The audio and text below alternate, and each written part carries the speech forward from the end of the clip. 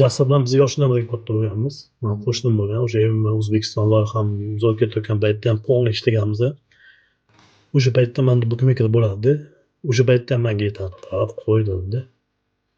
Bitta ikkita shogirdlar qilganda ham o'sha paytda hech nimasi yo'q. Jasur Matizda yurib boshlagan. Trenerlik qilardi bolalar, kichkina bolalar. Mana Ispanchik bor, Mehruz bor, 5-6 shogirdlar bor, kichkina bolalar. Trenerlik qilib boshqa payt taksi qiladi. Oilali, yosh bolalari bor. O'sha paytda ham aytaman. Hech nimasi yo'q paytda ham bukmekerga qilish yoki qaysidir bolasi aralashib qolsa qildirmasdi.